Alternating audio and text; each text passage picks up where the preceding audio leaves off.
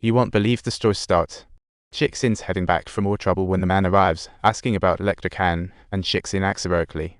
No matter how hard they beat him, he won't spill the beans. That kick? Absolutely pure swag. Turns out, Zaiming has been on a fitness marathon since elementary school, trying to get that perfect body. His uncle is his personal trainer. Once he started training, he discovered his talent was all in sports. Eating? Who's got time for that? One strike, Xuanyu collapses unconscious as Zaiming panics.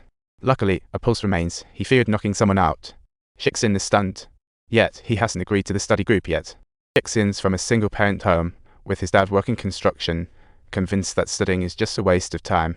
He believes that mastering a trade is the real deal, which is why smart Shixin picks a regular school, while Zaiming is the total opposite. Despite coming from a rich background and loving to read, Zaiming's grades are a mess. He never gets into any study groups. Finally, an opportunity arises, and he has to grab it. The turning point comes the next day when Shixin hands Zaiming his study notes. Fingers crossed. Zaiming starts to say thanks, but Xuanyu cuts him off entirely. He's figured out that Hank is actually Zaiming. This time, the guy is out for revenge. The classmates clear out, and Xuanyu's got a swagger like a boss, burning the notes right there. Let the battle commence. But Zaiming is laser focused on those notes, handling each attack like a pro. Zaiming is completely subdued and powerless, witnessing his notes about to be consumed by the fire. He is burning with fury, yet utterly has no opportunity to retaliate. Seeing a nearby burning backpack, Xuanyu throws it. Zaiming jumps and catches it with his foot. He performs a mid-air somersault and throws it back, just for the sake of this notebook. Zaiming has even burned his hand. At this point, Shixin's heart is shattered. Finally moved, agrees to join the study group. Well, wouldn't you know it, the Ministry of Education is inspecting the school today. It's a fight and a fire. Zaiming is about to get expelled. Thankfully, Mr. Lai swoops in to save the day. But there's a catch. Zaiming's got to manage the study group effectively. He needs to gather 5 people to start a club in 2 weeks. Easy peasy, right? In this hellish school, can he even find a third person willing to study? Zaiming springs into action, putting up study group ads. The crowd is filled with confusion. Little does he know, after yesterday's showdown, his reputation has skyrocketed. Speaking of which, amidst the flames, Zaiming's devilish legs kick sparks everywhere, nearly taking down opponent. Yet, some daredevils just don't believe it and challenge him. Danger alert. Stop talking. Isn't that a monster? How come there's such a sound? Anyway, let's face it, Sanji didn't eat any devil fruit. The guy coming to challenge him ranks 3rd in the freshman class. Zaiming thinks he's here to register and turns around looking for the application, dodging all attacks effortlessly. But the guy isn't giving up, throwing everything he has, only for Zaiming to brush it off effortlessly. Zaiming is curious about the situation and tries to wake the guy up, but everyone else just sees brutality.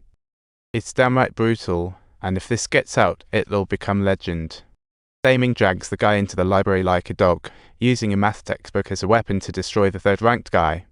Then he slams a flower pot down. One hit isn't enough, so he goes for another.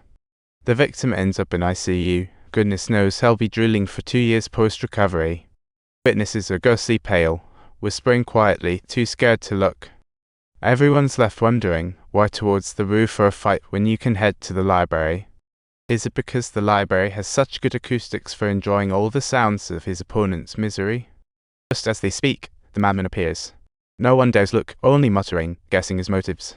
These non-students are probably thinking, going to study with me will be a total pain. Those who don't study are living the good life. Zaiming approaches, and they are practically paralyzed with fear.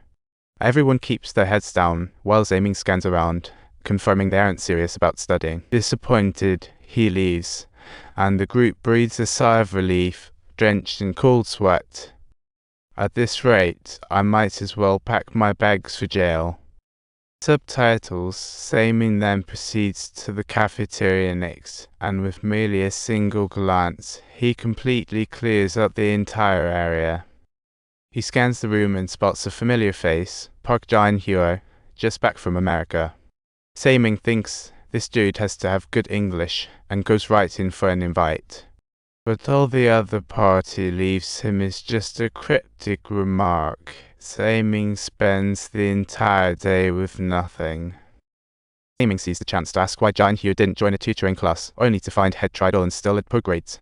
He spent loads on a VIP pass, only to learn nothing talk about flushing cash down the toilet. Time's ill to comfort the two. Mr. Lai takes them to a bookstore to kill time, but Zaiming has bought all guides here. He silently restocks every pen style, leaving everyone wondering, what's with the pen obsession?